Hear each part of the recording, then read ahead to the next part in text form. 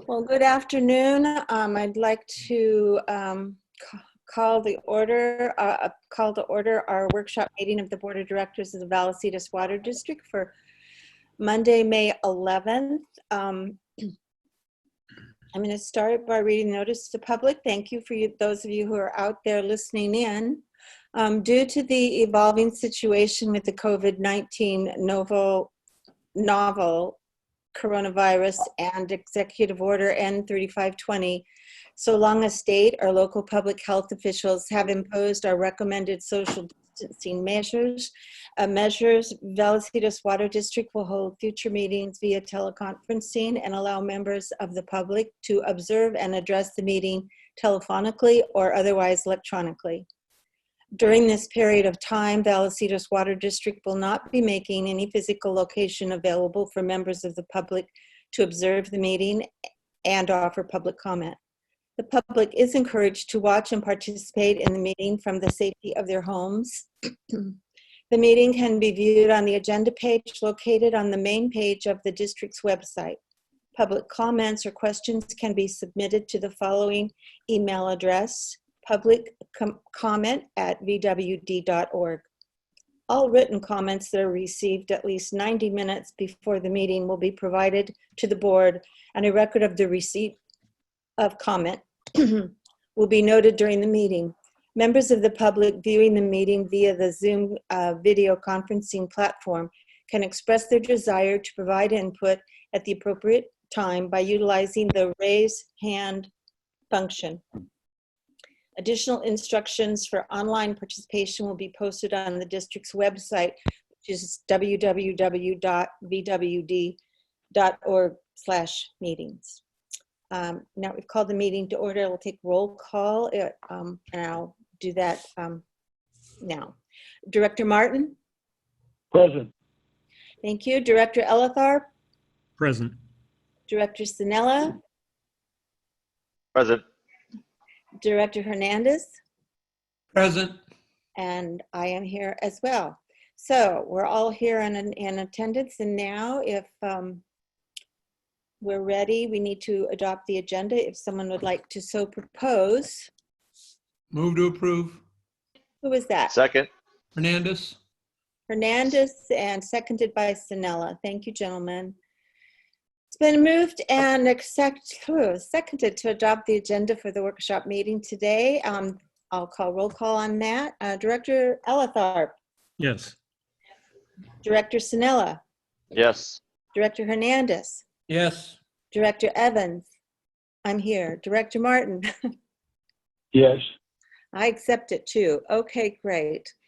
Now, around public comment. Do you have some for this particular moment, Glenn? I don't believe so. I don't believe we've received any emails, and I don't see any of the attendees have indicated a desire to speak at this time. Okay, well, if we have them later, I'll mention the public comment rules. That work? That would work.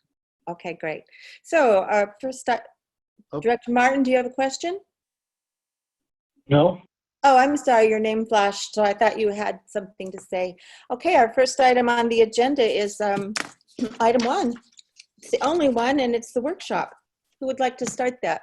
Yeah, it'll be me, your general manager, President Evans. So the purpose of the workshop today is to provide a summary of the budget preparation to date and to solicit board feedback.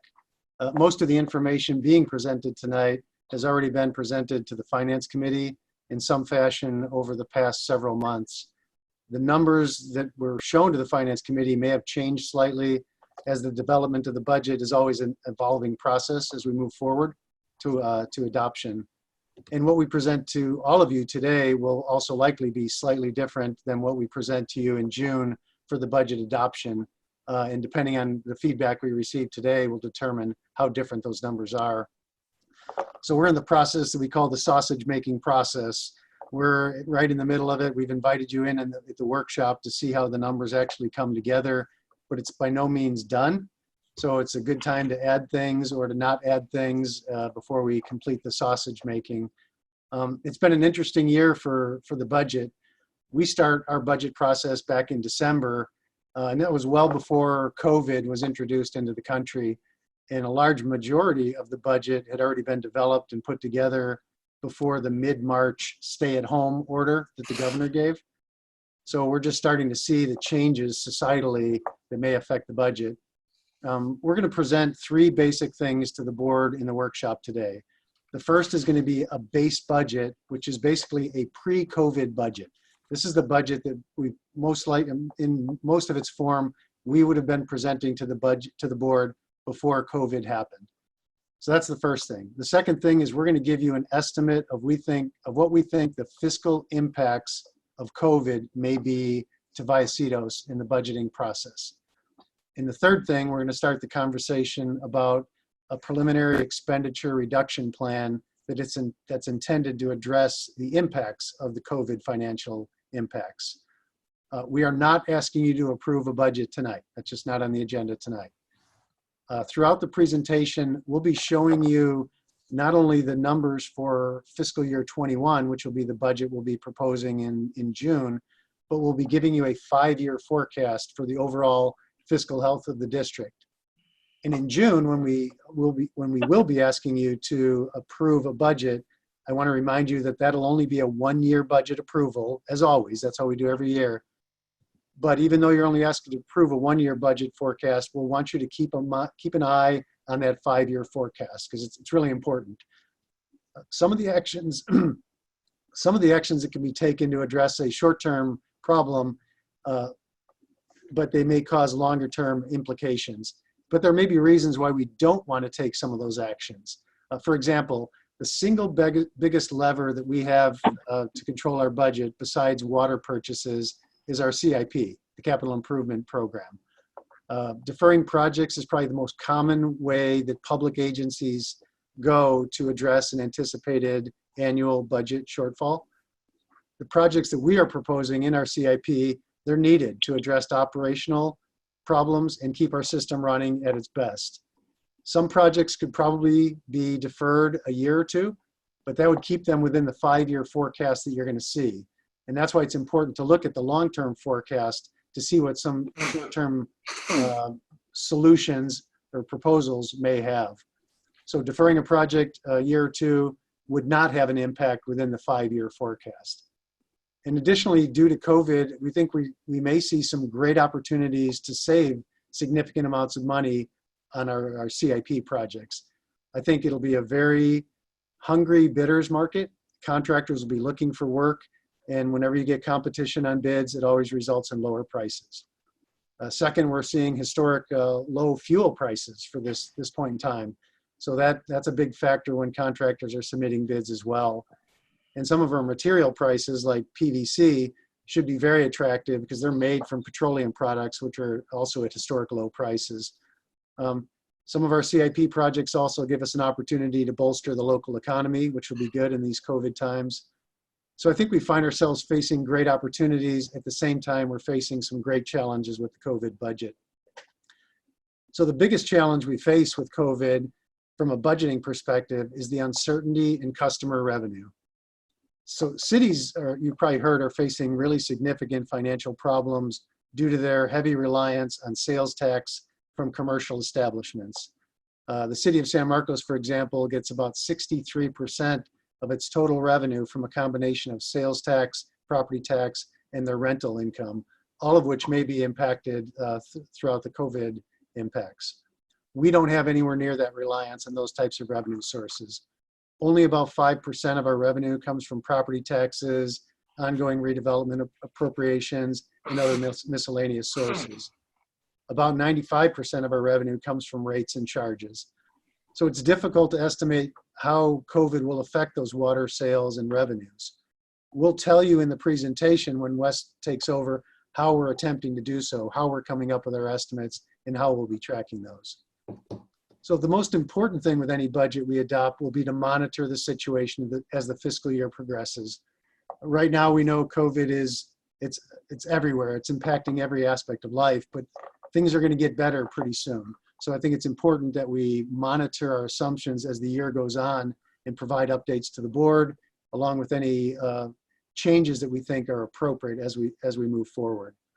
So being ready to make adjustments based on the data we're compiling will be critical. And staff is developing a reporting mechanism that will be shared with the board on a monthly basis to track those assumptions and the key metrics and how they impact our budget. So I'm going to turn the presentation over to Wes, and he's going to walk you through the details. But before I do want to extend my sincere appreciation to my management team and to staff for all their participation in the budget process, particularly given the COVID impacts. It's been a challenge. In particular, I want to acknowledge Wes's efforts. He's actually been asked to put together 2 budgets at the same time, and that's very challenging. So Wes, thank you. And unless the board has any questions about my introduction, I'm going to turn it over to Wes. And Wes, you can share your screen. Wes, before you speak, I'll just remind the directors, if you have a question that needs to break in, if you will identify yourself and, just say President Evans, and then you can speak. Otherwise, if there's a pause, I will make a point that each of you will be given an opportunity to ask questions and comments at that time. I would appreciate it if you would identify yourself. And since I can't see everybody, if you would just say President Evans, that will let me know someone's there. Thank you. Uh-oh. It says the host disabled participant screen sharing. We're addressing it right now. Okay. You should have it now. Okay, let me check. It's this one. Okay, can you see that? Now we can. I can't. Okay, great. Budget. Hey, good afternoon, President Evans, members of the board. I am excited to be here today, even if it is just as virtual Wes. Keep in mind, virtual Wes is the same as regular Wes, just at a safe COVID distance. But I'm excited because at this point, we've been working on the budget for many months, as General Manager Pro mentioned, and we get to update the rest of the board on what we've done and where we're at. So hopefully this will serve to get everybody up to speed. We've actually developed what we would consider to be a proposed draft budget, excuse me, if it wasn't for the COVID pandemic. So I'm going to go through a short presentation, very similar to what you've seen in past years on the draft budget. So welcome to the budget party page. We're going to go down the corners of Savings Avenue and Budget Street. And it's my pleasure to take you there. So today we're going to go through a very similar agenda again in the past. We're going to go through the budget process and calendar. We'll talk about where we've been and where we're going. So I think I mentioned, but again, we've developed the base budget using this. We're working on a financial plan, so we're going to go through the base budget itself first and all the numbers. I'm going to go through it kind of quickly because we have a lot to talk about today. But if you have any questions during this meeting, let me know. And hopefully you all received the packet that I emailed out yesterday with the draft budget and the materials and services list attached to it. So I'll be referencing those during the presentation, and that'll be especially important during the operating expense portion of the presentation. And then we're going to go over salaries and benefits. After that, Mike will talk a little about water sales and purchases and sewer revenue. And then we'll go over the capital budget. And again, with capital, I'm not going to go into as much detail as I usually do. I usually give the full 5-year timeline. Tonight, we'll just give sort of a summary of it and talk about it because that's one thing that we'll specifically or especially be looking at for the COVID financial plan is changing the capital budget. And then after that, we'll look at the reserve balances and projections. And then finally, we'll go over our COVID-19 financial plan. So this is the budget process and calendar timeline. We started actually back in December, but we started having meetings and putting stuff together in February. So in February, we updated the budget with the audited actuals, and we started putting in the projections for 2020. And then individual departments actually submitted their budget requests to accounting. Then in March, we had a finance committee meeting on March 2nd, and we went over the budget process and went over the calendar, and then we looked at the budget versus actual for the last 5 years. And staff compiled the operating budget, and then we finished the 2020 projections, and we started putting together the payroll estimates. Then we had another finance committee meeting on March 23rd, where we went over the operating budget requests. We had both Ed and I think it was just Ed, oh, James was there as well, to talk about all of the budget operating requests. And that's that materials and services packet that's like 20 pages that details everything down to like $100 for every department. So we went over that in detail and started to refine it and discuss all the details. So then in April, we incorporated that into the operating budget and we prepared the draft, started working on the draft capital budget. And then we put the whole thing together and started reviewing it. And then on April 13th, we had another finance committee meeting where we went over the preliminary salaries and benefits and we went over the capital budget requests. On April 27th, we had another finance committee meeting where we reviewed the draft operating and capital budget and we discussed any committee requested items, changes to it or other. And now we're in May and we've put together a draft budget, including the COVID-19 financial plan. And here we are at a board workshop discussing our COVID-19 financial plan, and it is not done yet. So well, it's got the pink arrow. And after this meeting, we incorporate any items that are discussed into the budget. And tentatively on May 20th, we will bring forward a proposed budget, depending on the amount of work that needs to be done, if we can make that happen.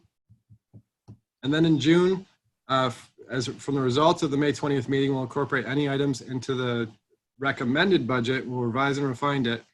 And then on June 3rd, we'll hopefully bring that tentatively forward to the board for approval. So that's the calendar. That's what we've done so far. And as I mentioned, we'd probably, if it wasn't for the pandemic, we'd probably have a proposed or at least we'd probably have a recommended budget for you at this time. But now we've just had a lot more work to do. So if June 3rd works out, we'll be at the finish line. So this is page 2 of the budget. So this is page 2 of the budget that was sent out to you, and this is going to be like the home page. This is where it shows everything in the budget, so I'll be referencing this in between as I go into each section. The total budget request for fiscal year 2021 is $93.6 million. That's approximately $5 million lower than last year's requested budget or approved budget of $98 million. The top half of the quadrant is funded through reserves. That's capital, the PERS UAL, debt service, and other, and easements and vehicles. So I'm going to focus on the bottom 3 sections first, and I'm going to talk about water operations. So looking at water operations, this is the chart that shows the water operations. This is on page 10 of your budget. And as you can see, 71% of our water budget operating expenses are from water purchases. The remaining 29% are operations. So I'm going to break down, Mike's going to talk about the water purchases later, so I'm just going to go into the other 3 sections. So I'll look at water operating expenses. This is page 11 of your budget. It's a summary of it. If you want to look at page 11, you can see the total numbers, and behind that, pages 12 through 14 actually break it out by department. And then there's also the materials and services if you want further detail. But looking at this, first thing to notice is that budget to budget, total expenses are decreasing by $947,000 from last year's budget to this year's budget. Operations is increasing by $100,000, mainly as a result of increasing in power costs for the pumping department. Support's increasing by $200,000, and that's as a result of $70,000 in increases in IT outside services and $116,000 increase in G&A, just as a result of more time or less time being charged to work orders. So that's the operating expenses in summary. I think I mentioned that Mike will be discussing the revenues and purchases, so he'll go over that later. So the next part of back to the home page, again, page 2. Next, I'm going to look at the wastewater operations. So total wastewater operations are $13.3 million, or 14% of the total budget. And if we break that out, this slide shows the chart of wastewater operations. And as you can see, 46% of wastewater operations are from treatment. That's Encina and the Metal Arc plant. So the Metal Arc we recover from Carlsbad and Leeuwenhoek, and Encina is a pretty much uncontrollable cost. So the rest of it is operations, and I'll be breaking that out on the next slide. And this is, I didn't notice or mention it, but this is page 20 of the budget that was given to you. 20 where this chart is shown. So it's similar to the water. This is the sewer operating budget, and revenues are actually planned to increase by 464,000. Mike will talk a little bit more about that when he gives his presentation. But total expenses are budgeted to decrease by $992,000. And that's because as a result of a decrease in treatment costs of $922,000. That's cuts at both the plant and Encina. That's the wastewater operating expense summary. Next, we'll move on to salaries and benefits, unless there are any questions. Are there any questions? Yes, Director Martin has a question. All right, Director Martin. Wes, if you go back to your water support, 2%.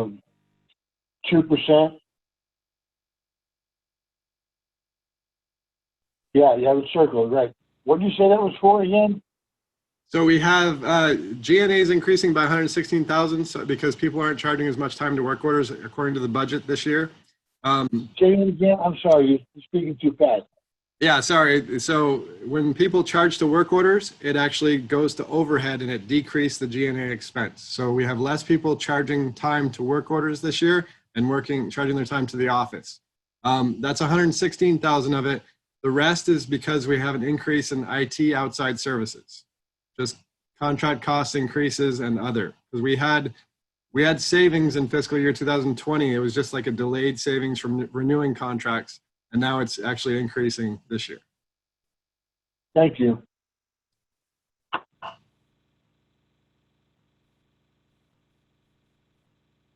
Okay, so looking at salaries and benefits, salaries are budgeted to increase by $210,000 or 2%. That's mainly as a result of the COLA of 1.93% that's scheduled to be July 1st. Total benefits are budgeted to decrease by $530,000, and that's as a result of PERS decreasing by $280,000 and our OPEB decreasing by $270,000. So total salaries and benefits budget to budget from fiscal year 20 to 21 are budgeted to decrease by $320,000. So the Quick next question. Yep. Yes, pardon. So what the group insurance, what are we looking, why do we have that savings? Is there our premiums actually drop? No, the group insurance decreased because of OPEB, the other post-employment benefits, because we fully funded the trust. So it's now fully funded and we'll start making the payments out of the trust versus paying the expenses themselves. Okay, and PERS? So PERS is decreasing because we paid the advance payment of the $8,054,000 this year. So the additional payment or the required payment on the UAL has gone down from 1.3 million to about 870,000. Great job. Thank you, Wes. Yep. So this next slide is a very colorful slide. There's a lot going on, but this is actually showing the salaries and benefits budget to actual for the last 5 years. So the bottom half of the slide shows the salaries and the top half shows the benefits. So the purpose of the slide is to show that as a result of efficient operations and management scrutinizing the need for positions as they become vacant, we've been able to keep salaries and benefits steady, and we've even realized the budget to actual savings over the last 5 years. And here you can see the budget to actual savings over the last 4. So that's the colorful slide. Salaries are pretty steady. So moving on, next I'll be going on to, well, I think Mike will be talking about water purchases unless there are questions about salaries. And gentlemen, are there any questions? And nothing from outside? All right. Okay, so back to the home page. Now Mike will talk a little bit about water purchases and revenue. Maybe he will. Thank you, Wes. President Evans, members of the board, directors. Let me get my slide ready real quick. Okay. So as Wes mentioned, the biggest portion of our water budget is the 30.8 million in water purchases. The next slide will show, if Wes, if you can advance. Okay. So we have 3 sources from our water. We have our desal water, which is contractually committed 3,500 acre feet. We have the water that's also contractual from OMWD, the raw water exchange of 2,750 acre feet, and any remaining water that we need is provided by Water Authority. So for the total for fiscal year 2020, 2021, we are anticipating to purchase about 14,065 acre feet of water. The total commodity, so our water is broken, our water costs are broken into the commodity costs and the fixed costs. The commodity cost for those 14,000 acre feet is about $24,800. The $24,800,000.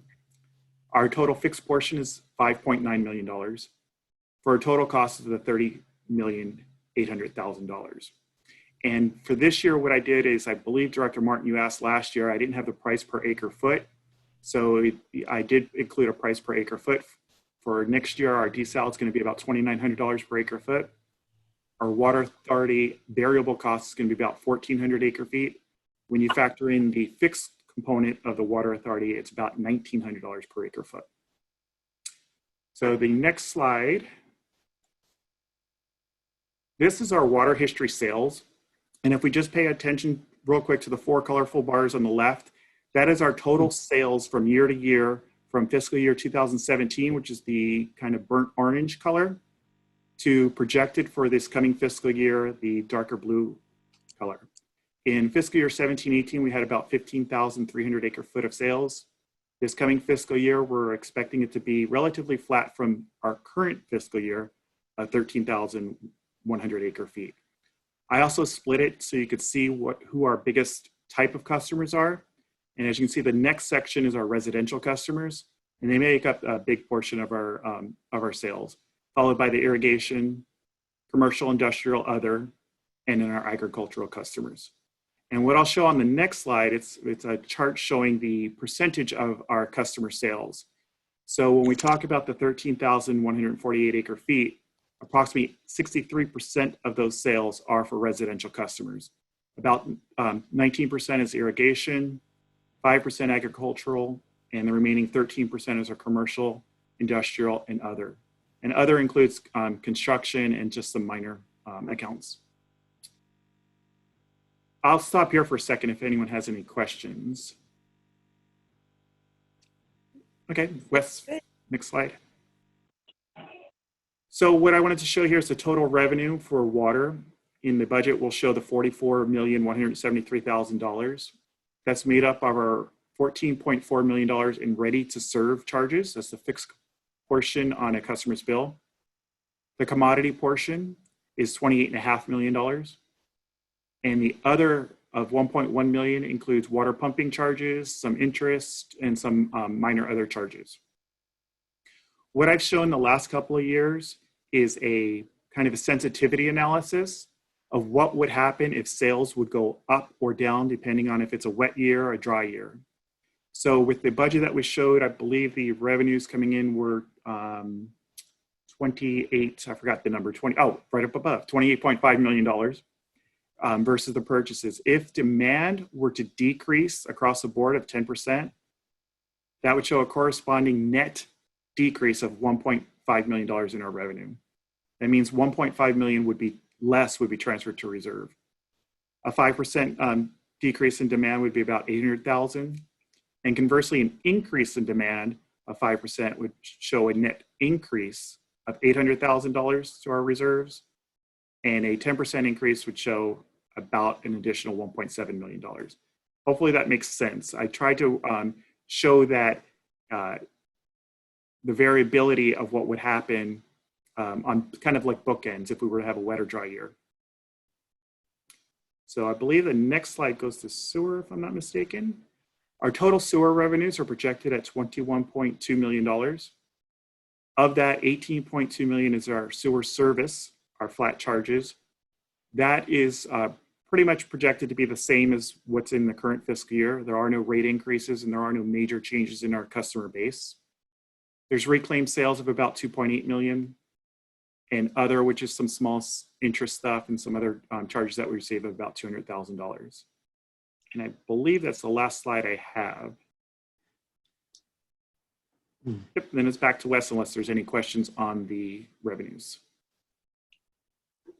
Thank you, Mike. So now I'm going to talk about the the CIP or capital expenditures. So I want to just real quick, this is a summary of the total budget. So we're kind of working through it, hopefully in an order that says, we're going with water operations, sewer operations, we're going to go to capital.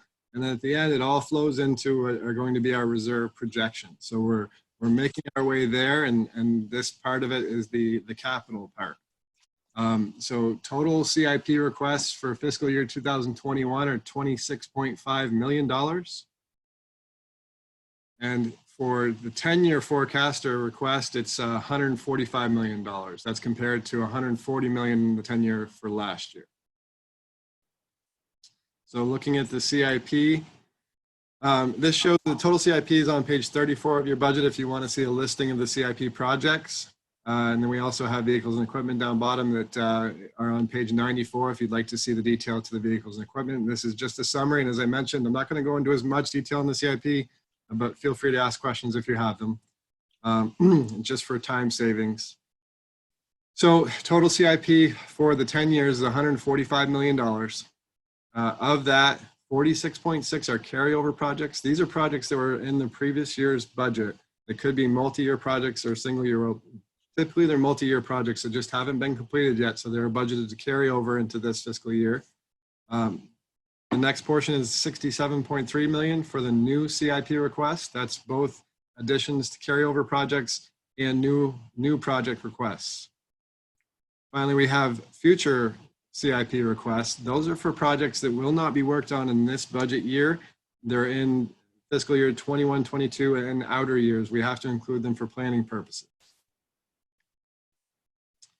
And next is the vehicles and equipment, and the requests for this year are it actually should be 1.1 million. Oh, the equipment's in there too. So vehicles are 1.1 million and equipment's 100,000. So it's $1.2 million total. So that vehicles and equipment line should actually say just vehicles of 1,068,000. The total change budget year to budget year for CIP is $5.5 million increase. So it increased from 140.8 to $146.3 million. That's made up of an increase in carryover projects of 1.6. The new request increased by $27.1 million. And that's mostly a result of the future CIP projects decreasing by 23.7 and being moved into current new requested projects. So the future projects from last year that were in outer years, 23.7 of them are now going to be included in this budget year to be worked on, to be started to work on, not the full 23.7 million. It could be a multi-year project for all of them, but that's just the transition from future to new requests. So that was a little complicated. Are there any questions on the CIP summary? Hey, Wes, this is Glenn. Can you explain the increase in the vehicles, the 500,000, what the main driver is? Yeah, the main driver there is we're in need of a new Vector truck, and last year, and Ed couldn't explain it better, but last year we needed it, and instead we went out and we got a different vehicle that was cheaper. But this year we really need that second Vector truck, and it's $500,000 of that, so it's really the entire increase. Thank you. Director Evans, this is Director Elwitharp. I have a question. Yes, please. Wes, on the carryover capital improvement projects, how is the dollar amount determined each year? Is it actually each project is analyzed to see how much of that project money will be spent in that particular year? So the carryover number that you see there is the full cost of the project for the 5-year or 10-year plan if it goes out that far. So it's not a year-to-year estimate of how much will be spent? Yes, it's updated every year. So the outer years are updated. So like last year, if we had say 40 million on one project and we spent 500,000 or 5 million this year, the carryover would be 35 million. And then they would adjust it if they thought that 35 changed, it might be different in the outer years. But that would be a new request now to that carryover project.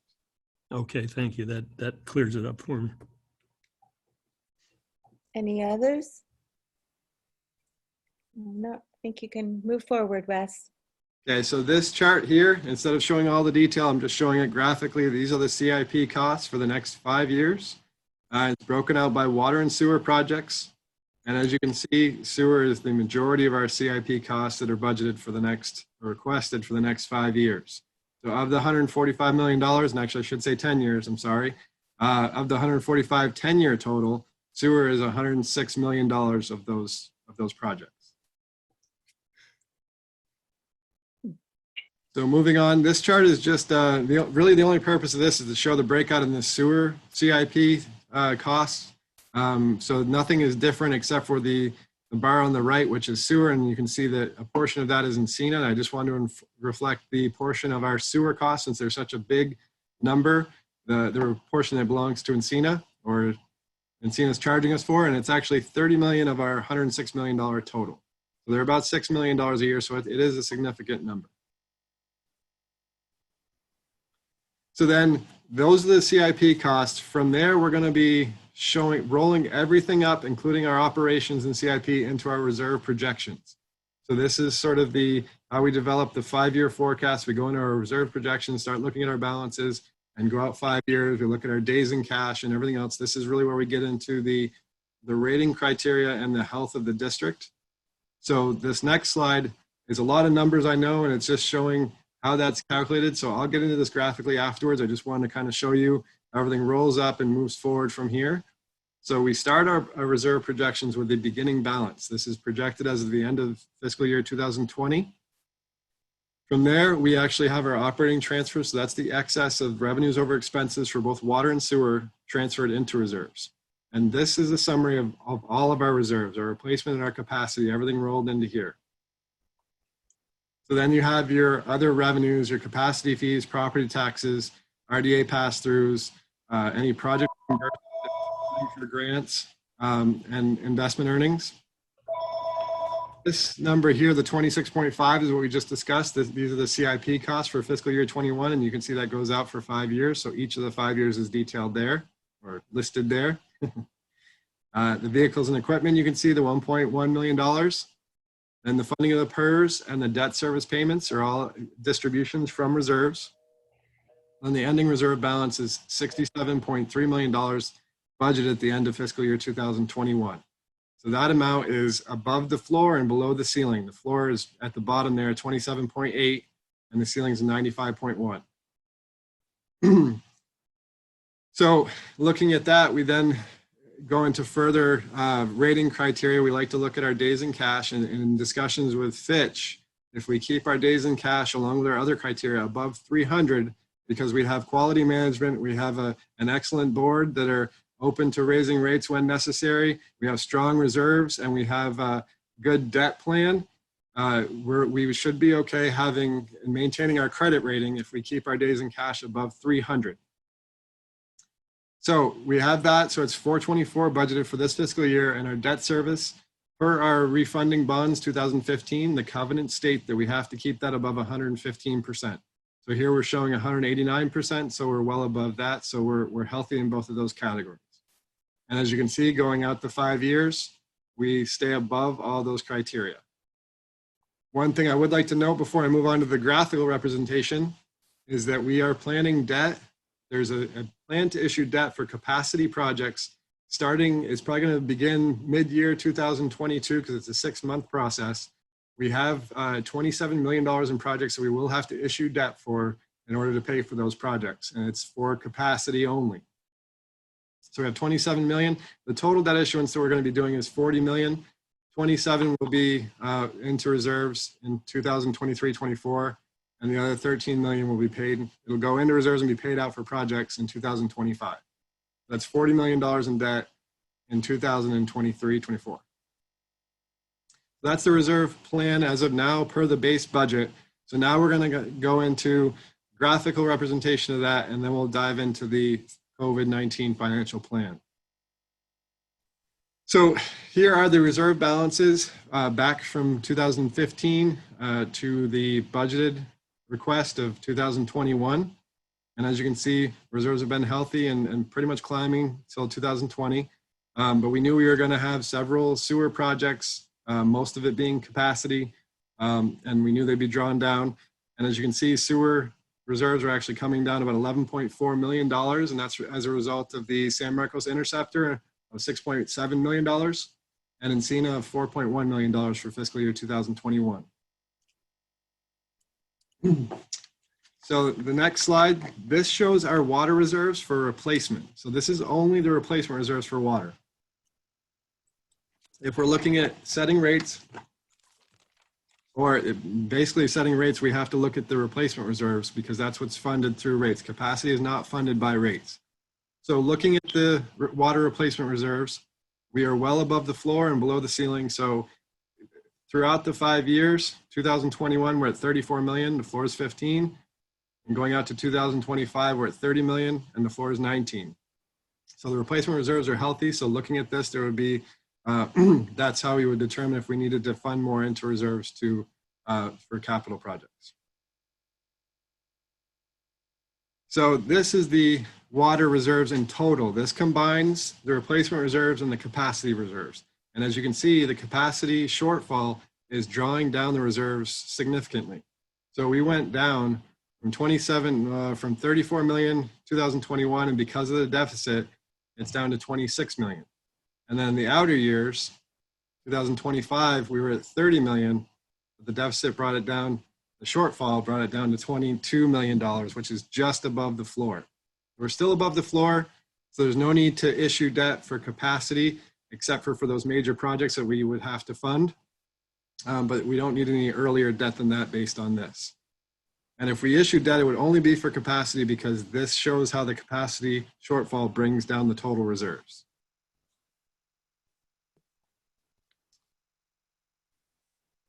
So next we have the wastewater reserves, and this is just for replacement again.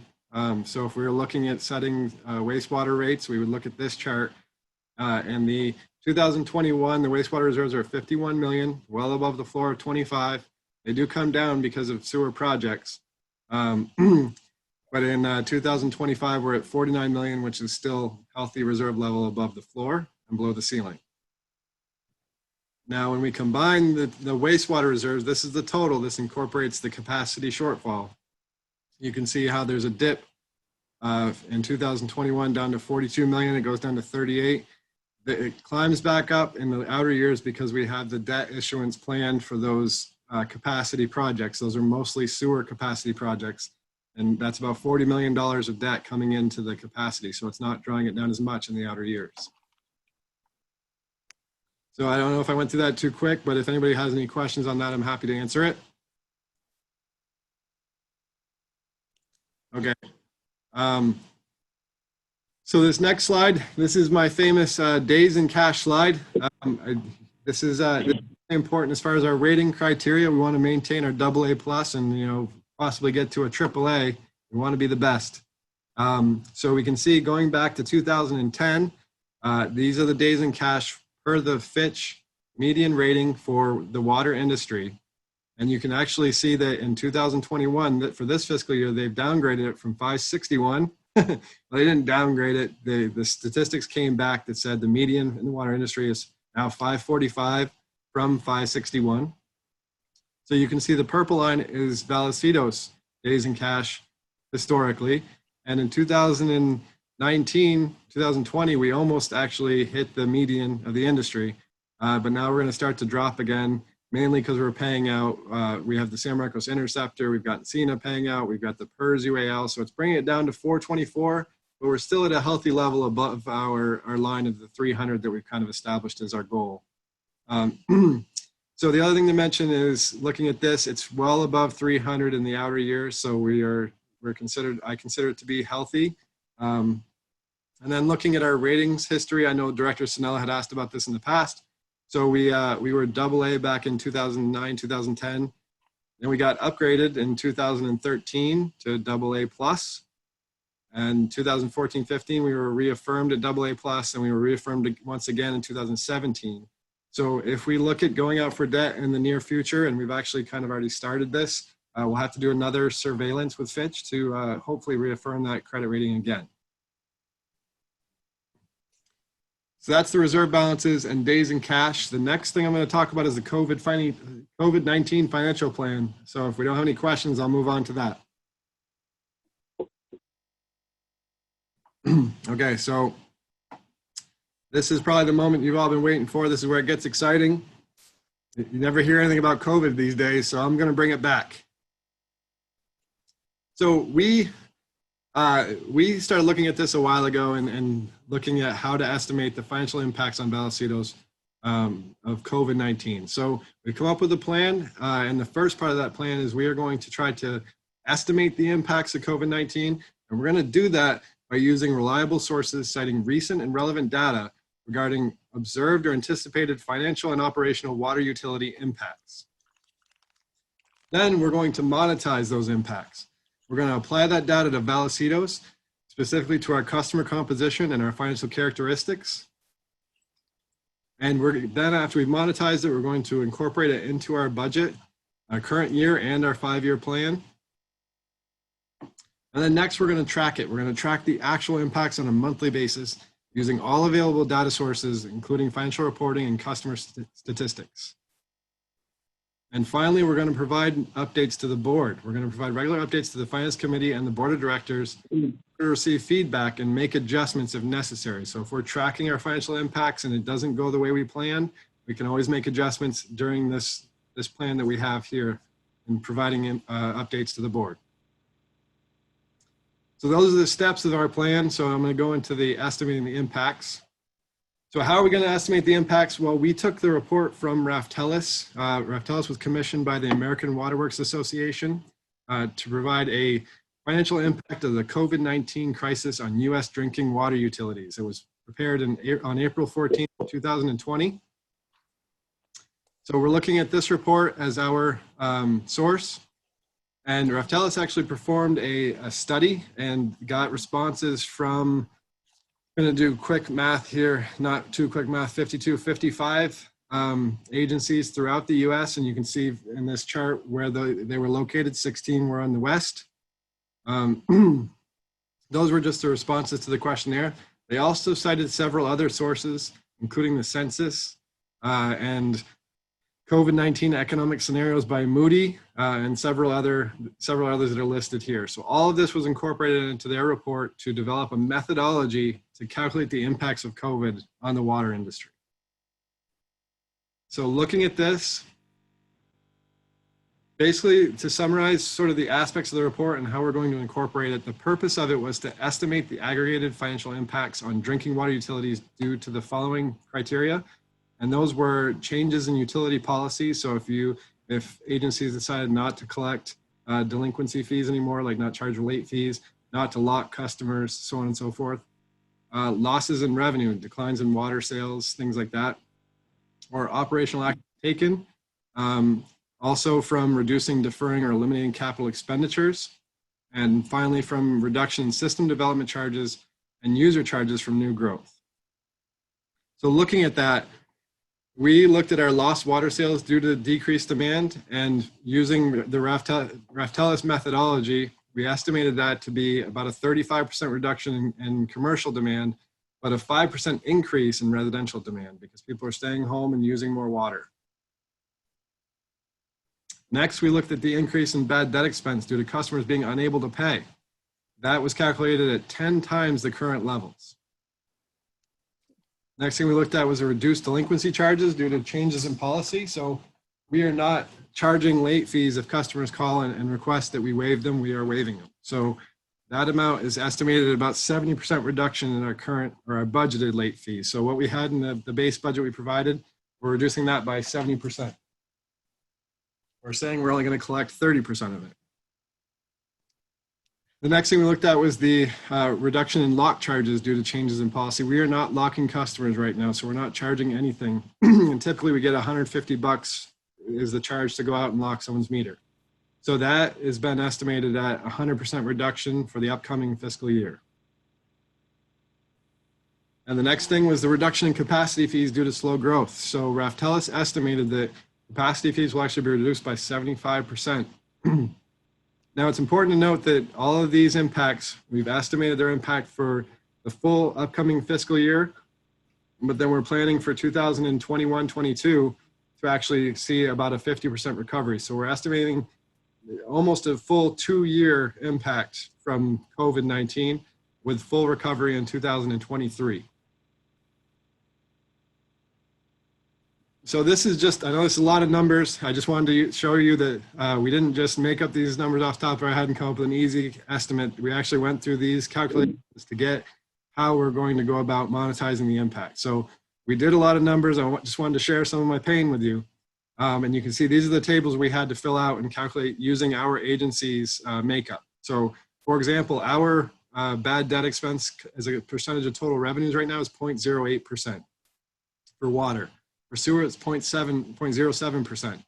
We applied this to Raftelis's methodology, and in the end, it ended up being about 10 times as much as the current levels, and we're estimating at $322,000 for water and $128,000 for sewer.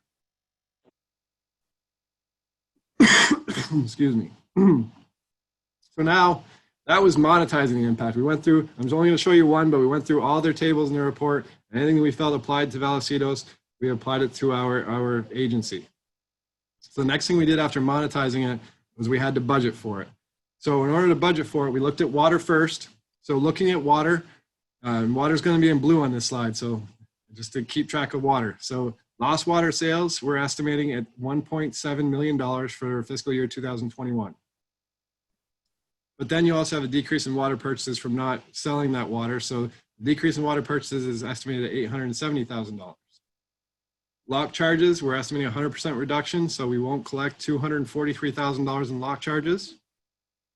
Delinquency fees, we're at 70% reduction, would be $136,000 that we will not be collecting for late fees. And bad debt expense, I just showed you the calculation for that. We're estimating that to increase by $322,000. So the net or the total COVID impact for fiscal year 2021 is about $1.6 million. So looking at that, we decided to see what actions we could take or what actions we would propose to the board to make up for that impact. So the proposed actions are detailed here. The first one we looked at was all the capital projects.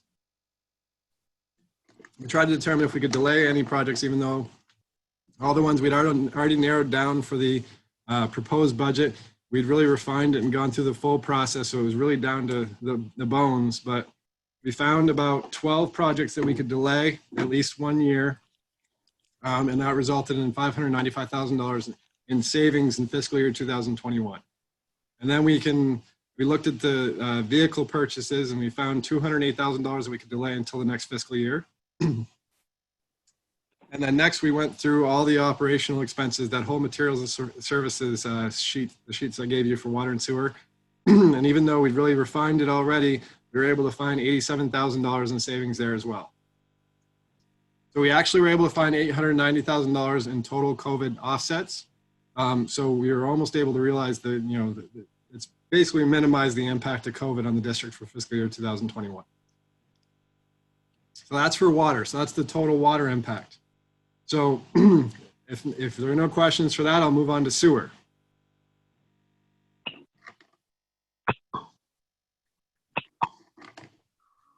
Okay, so so sewer is green.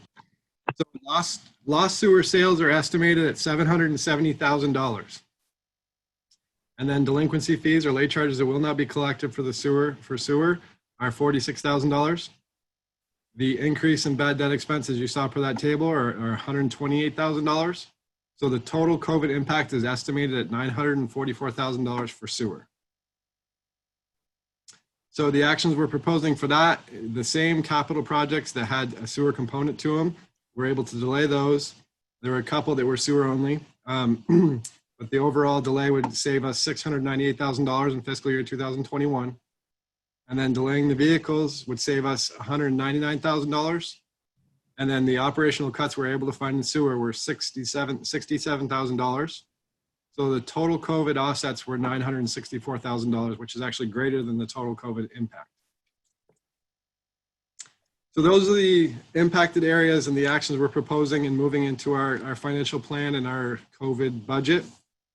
Next, I'm going to look at the reserve levels that resulted from these impacted areas of COVID. So I'll be going through both water and sewer, and I'm going to show you the same graphs I showed you before with the reserve levels in the floor and the ceiling, but how they're affected by COVID-19. So if there are no questions, I'll move on to those graphs. Everybody must be tired tonight. Either that or I'm just doing a great job. So here are the water reserves. These are just the water replacement reserves. This is what I showed you in the previous slide, same numbers. You can see 2021 and 2025, this is the exact same slide. So I just want to show you this is my starting point because I'm going to compare it to after. So this is before, and now with COVID, here are the water replacement reserves with COVID. It's a minor impact, and overall in 2021, we're still at 34 million, which is well above the floor. And even in the outer years, we're at 28 million for replacement reserves, which is well above the floor. So our replacement reserves are healthy, and we've managed to minimize the impacts of COVID. And so that's the water replacement. So then we move on to the combined water reserves, which shows the impact of the capacity shortfall, as well as the impact of the capacity COVID impact. So I don't think I mentioned it previously, but because of the reduction, which Raftella said would be around 75% in capacity fees as a result of lower growth, we're going to see about a $3.6 million decrease in capacity fees received, or at least a delay in capacity fees received, which will impact the COVID budget as well. So for water, it's about a $1 million impact. And this is the combined water reserves that you saw before. So this is before COVID. This is what we showed you in the previous slide. We're at 26 million in fiscal year 2021, above the floor of 15, and 22 in 2025, which is still above the floor of 19. I gotta find my mute button. So this is what it looks like with the COVID impact. So the capacity shortfall is actually bringing the total reserves below the floor in 2022. As we know, our reserve policy states that we're not supposed to go below the floor, which is 6 months of operating reserves and 3 years of replacement of water replacement capital assets. So this slide shows us going below the floor as a result of the capacity shortfall impact on the water reserves. So that would tell us that that would trigger the need for issuing debt to cover capacity. So since it doesn't happen in 2021, we're actually at 24 million. So we're still healthy in 2021. We need to make a plan, and as part of our 5-year plan, to issue debt to be above the floor for capacity only in 2022. And we also need to make sure that out to 2025, we're above the floor. So to do that, I looked at the capacity shortfall. In 2022, it's about $9.7 million. And the impacts of the COVID were around about $960,000. So combining those two, I estimated the need to issue debt in 2022 at about $10 million to cover the capacity deficit or shortfall alone. So if I do that, this is what the reserves look like with that debt being issued. So if we plan to issue debt in 2022, the appropriate amount to cover the shortfall and to make up for the COVID impacts, reserves come back to a healthy level. So 21 doesn't change. The debt would be in 22, so then it's at 25 million. And then in 2025, we'd be at 26 million. We're still at a healthy level for total reserves, including the, at that point, it shouldn't be much of a capacity shortfall because we infused it with debt. So that's the water reserves, and that's our COVID financial plan in regards to the water reserves. I'm going to move on to wastewater if there are any questions. Okay, so these are the wastewater replacement reserves. Same slide you saw before. Just want to bring it back so you have something to compare it to for the COVID. So here's 2021 at 51 million, 2025 at 49 million. And then looking at the COVID impacts on the replacement reserves, we were at 51, we're going down to 50. We were at 49, and we're going down to 47. So not a significant impact on the wastewater reserves. Replacement reserves are still healthy, even in the outer years, according to our 5-year plan. And looking at the total reserves, this is the slide we saw previously. So this is the same slide. In 2021, we had 42 million according to our base budget. 2025, we had 46 million according to our base budget. So looking at the COVID impact on total reserves, including the capacity shortfall, total reserves in 2021 are 39 million, which is well above our floor of 25. And even in the outer years, we're still at 42 million, and that's above our floor of 31 million. So wastewater reserves, incorporating the COVID impacts and the capacity shortfall, are still healthy. So that's the reserve summary with the COVID impact. Next, I'm going to talk about how we're going to track the impacts of COVID in the future. So once we've worked on our COVID budget and adopted it, we will then begin to track it and keep the board apprised of what's happening. So to do that, we will track the actual impacts on a monthly basis using all available data sources, including financial reporting and customer statistics. Some of the stuff you already have in your board packet, we'll just bring it out of consent and bring it to your attention and present you with the monthly revenue and expense report, which shows the water sales compared to prior year and budget versus actual and the late and lock charges. And we're going to go through all that and present it to you on a monthly basis. So some of the things I just mentioned: water sales, water purchases, delinquency charges, lock charges, and bad debt expense. We will compare those actual to budget monthly. We'll show you historical and current trends. We'll talk about the number of late fees that we've waived and the lost revenue from that, the number of shutoffs that were not performed that should have been performed, and the lost revenue from that.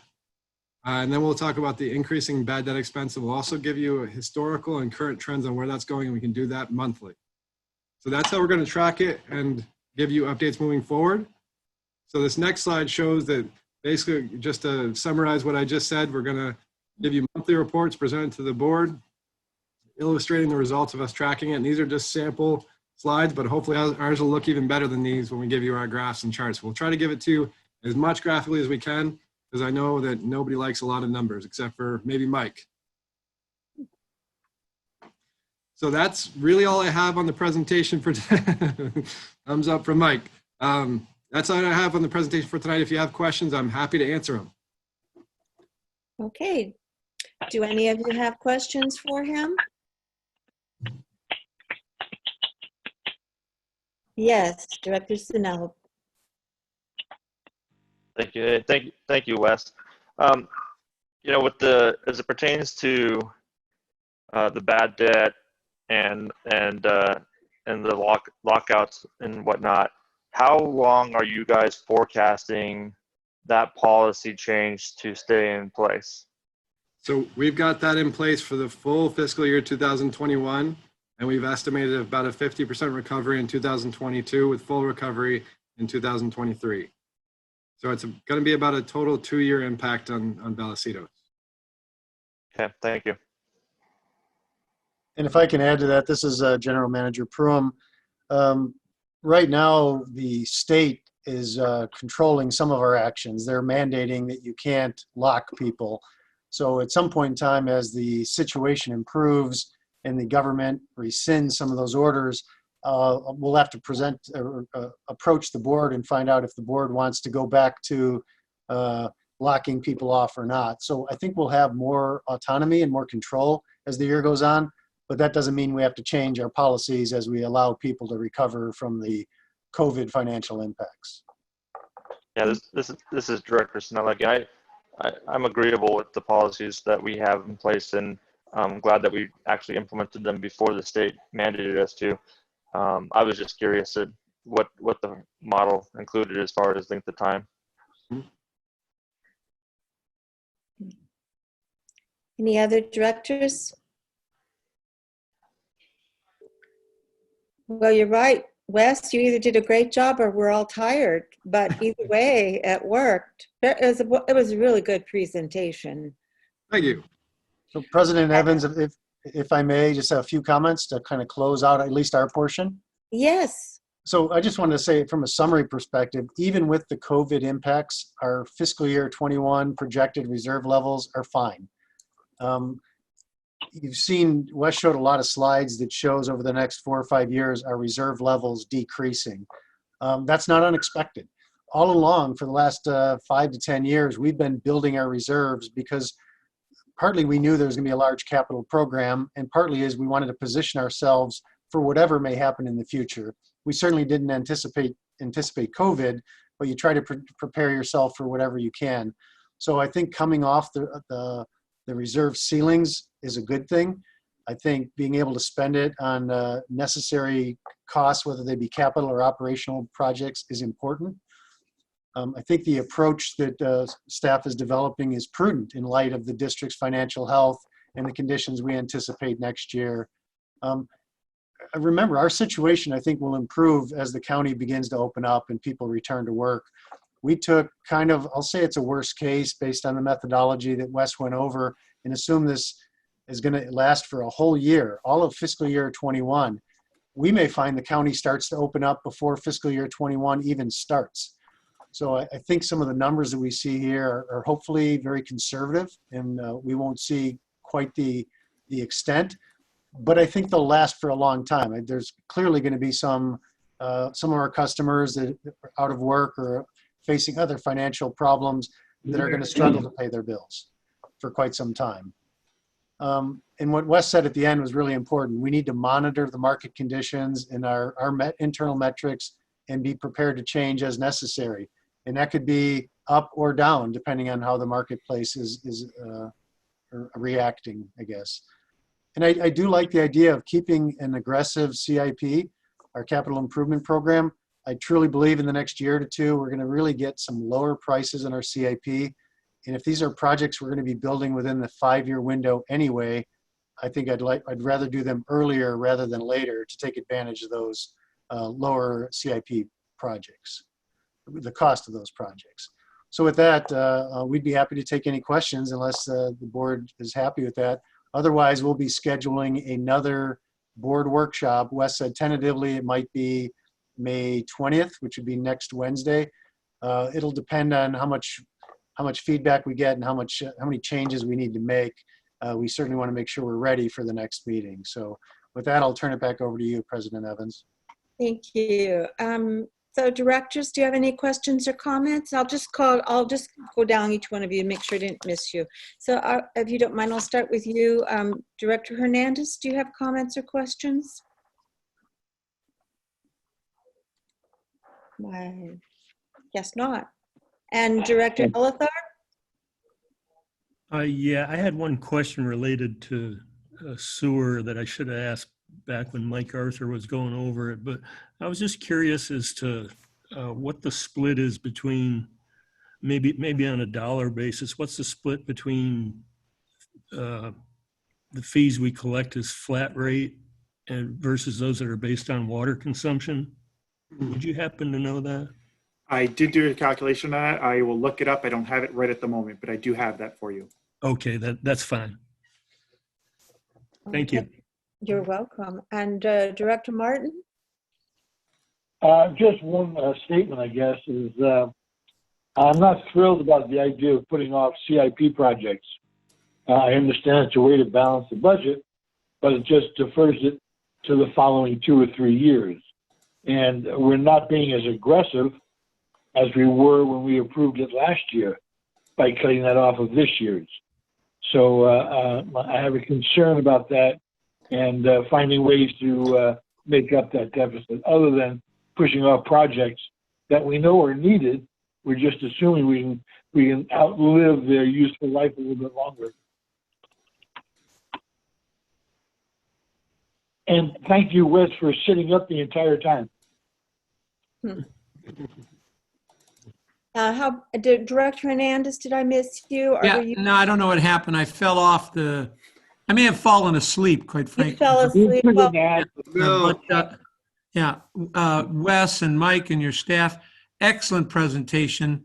I really, it was very clear, and we're going to do whatever we can, but you guys have done a yeoman's job. Thank you. Thank you. and Director Snell, do you have anything else to add? Yeah, at the upcoming second workshop on this, are you going to be providing any analysis on how the budget as proposed will impact rates up or down? Yeah, Go ahead, Wes, if you're going to answer. I was just going to say we'll provide full disclosure of any assumptions made to rates. So I would say that, you know, in the 5-year forecast numbers that Wes presented, there were rate increase assumptions in those reserve projections. So we certainly didn't assume that rates were going to stay flat for the next 5 years. We built in what we thought were reasonable assumptions. And at the next budget workshop, we can get into more detail on what those assumptions were and what they were based on. Okay, thank you. I'd be interested in knowing at least roughly what you're anticipating as far as increases based off of the proposal of the budget.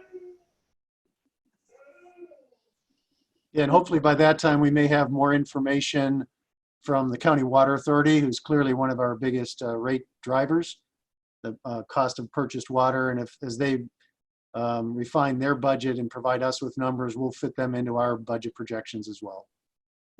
Mike, did you have something to say? Yes, I have an answer for Director Ellithart. So out of our approximate $18 million in sewer revenue, about 2.6 million of it is on flow-based revenues, which is about 15% of our budget.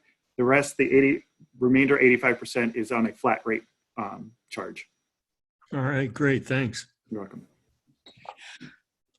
Well, I would like to say not only is it a great report, but thank you, not only to all of you that put it together. Obviously, the Finance Committee had an awful lot of stuff to go through as well, and that practice really showed in your presentation tonight, Wes. I'm very happy that we're really being proactive in it and that you're willing to, I mean, that seems like a lot of work to do all the tracking for the months of what's coming, and it's kind of this elusive target, but it's much appreciated and it gives us a lot of confidence. It gives, I think as a board member, that what we're doing, we're basing it on solid information. I agree a little in that with Director Martin, it said to put the CIP deferred, but I appreciate very much that we haven't taken the attitude of we're going to stop, and we can always, what's the word, push it forward if we need it. And I think our reserves show that we're in a position we can do that. So it's a wonderful report, and I applaud everyone in the future, on the past, because somehow we have managed to be in a good spot. This could be truly devastating, and at least it looks solid and hopeful. So I think that's the final comment. And the next meeting you said was on the 20th for this? Tentatively, we don't have a date set yet, but we'll be back in touch with the directors. Okay. All right. So now, unless you had someone who wanted to make a comment from the outside at the last moment and I've missed them. Nobody from the audience has expressed a desire to speak. Okay, thank you very much. Then that's the end of discussion and no other business. So meeting is adjourned. Is that correct? Or So, do I go into closed session? Yeah, it's okay to adjourn this meeting. We're gonna reconvene for the for the closed session. I apologize. And when we reach the appropriate point, after the board has moved to go into closed session, then I will stop the I will stop the recording and make sure that there's no people in the audience that shouldn't be there. So All right. I think we can keep recording right now. We can transition into the next meeting, but then at the appropriate time, I'll interject and let you know I need a few minutes. Okay.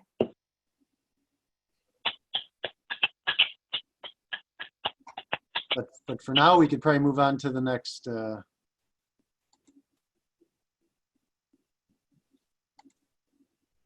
next. Agenda. I'm trying to bring that up.